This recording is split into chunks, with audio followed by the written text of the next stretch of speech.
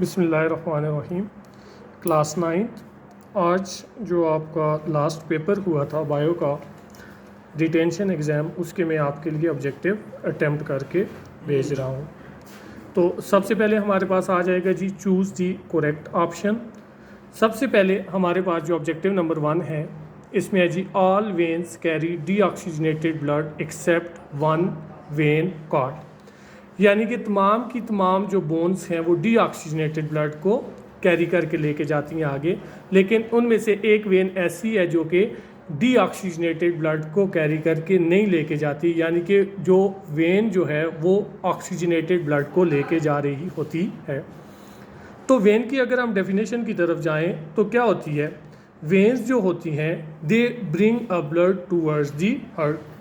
तो यहाँ पे हमारे पास वेना कैवा आपके पास आ जाएगा जो कि तमाम बॉडी पार्ट से ब्लड को लेके हार्ट की तरफ आती है।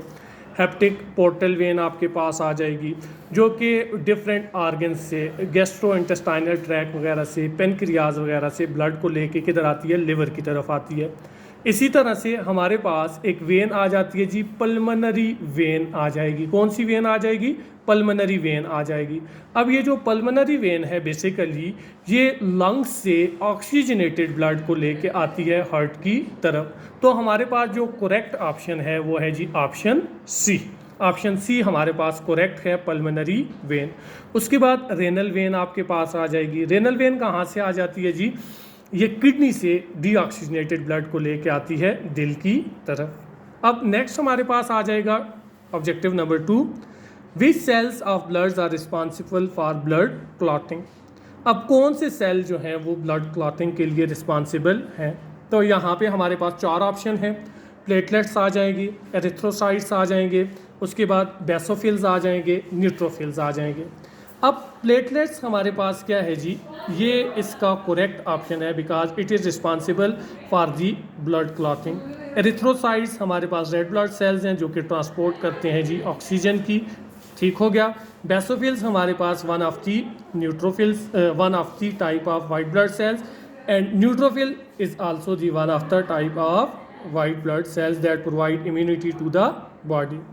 उसके बाद हम आ जाते हैं जी ऑब्जेक्टिव नंबर 3 की तरफ। Which substance is use by plant to make a protein. Plant protein बनाने के लिए कौन से सब्सटेंस को इस्तेमाल करते हैं, कौन से जो न्यूट्रिएंट्स हैं उसको इस्तेमाल करते हैं? सबसे पहले आ जाएगा कार्बन डाइऑक्साइड, नहीं, it is utilize in the process of photosynthesis. Oxygen, ये भी नहीं है, ठीक हो गया। उसके बाद नेक्स्ट हमारे पास नाइट्रेट्स आ जाएगा जो कि यूटिलाइज होता है for the process of protein synthesis by the plant. उसके बाद वाइटामिन्स हमारे पास आ जाएंगे, ये भी नहीं है। तो यहाँ पे करेक्ट ऑप्शन हमारे पास है जी option C, nitrates.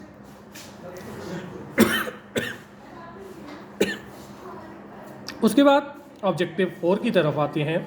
Photosynthesis takes place इन, यानी कि जो फोटोसिंथेसिस का प्रोसेस है वो कहाँ पे होता है?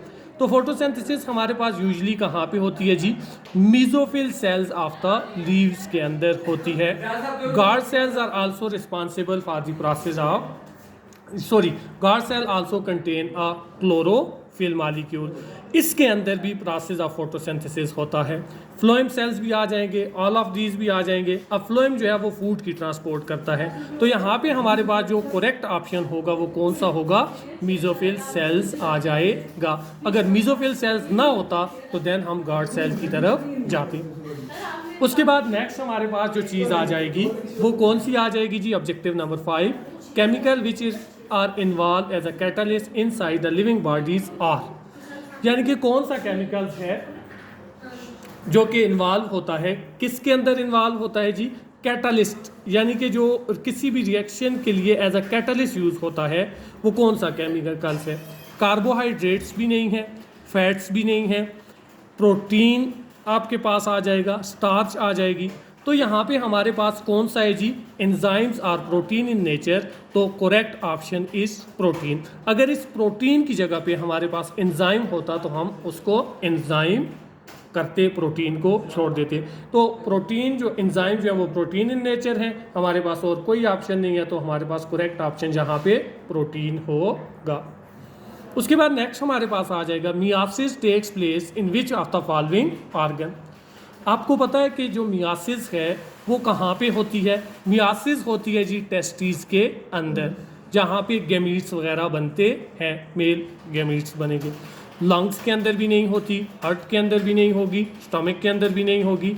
तो करेक्ट ऑप्शन हमारे पास जो आ जाएगा option A, that is testis.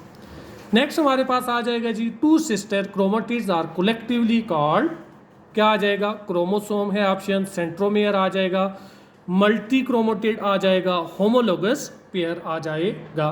तो यहाँ पे हमारे पास सेंट्रोमेयर क्या चीज़ होती है? सेंट्रोमेयर तो वो यहाँ पे ये देखें, वो जो पॉइंट है जहाँ पे दोनों के दोनों क्रोमेटिड एक दूसरे के साथ जुड़े हुए होते हैं, it is called the centromere.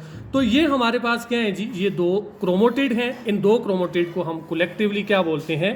Chromosome बोलते हैं, जो कि करेक्ट ऑप्शन ए आपके पास आ जाएगा, क्रोमोसोम।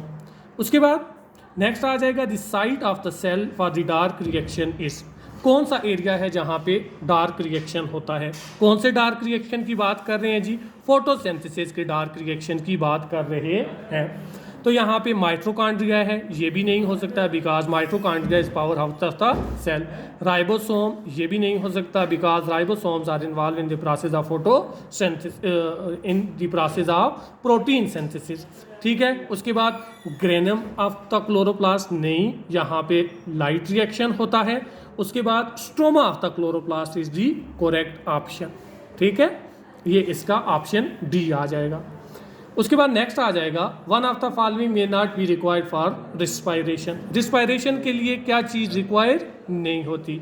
ऑक्सीजन रिक्वायर होती है, फूड मॉलिक्यूल रिक्वायर होता है, एंजाइम रिक्वायर होता है। तो कार्बन डाइऑक्साइड हमारे पास रिस्पायरेशन के अंदर रिक्वायर नहीं होती, तो ऑप्शन डी इसका करेक्ट ऑप्शन आ जाएगा।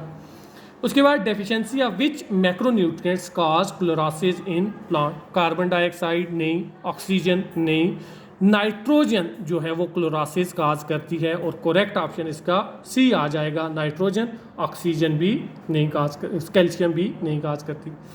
नेक्स्ट हमारे पास आ जाएगा, the cell which form platelets are. कौन से सेल जो है वो प्लेटलेट्स बनाते हैं? एरिथ्रोसाइट्स नहीं, रेड ब्लड सेल्स हैं।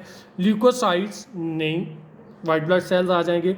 तो बोन मैरो सेल जो होगा वो करेक्ट ऑप्शन इसका आ जाएगा। नेक्स्ट हमारे पास आ जाएगा, absorption of water molecule through root hair is due to active transport नहीं, डिफ्यूजन नहीं। तो यहाँ पे करेक्ट ऑप्शन होगा ऑस्मोसिस का होगा, प्रेशर फ्लो भी नहीं है।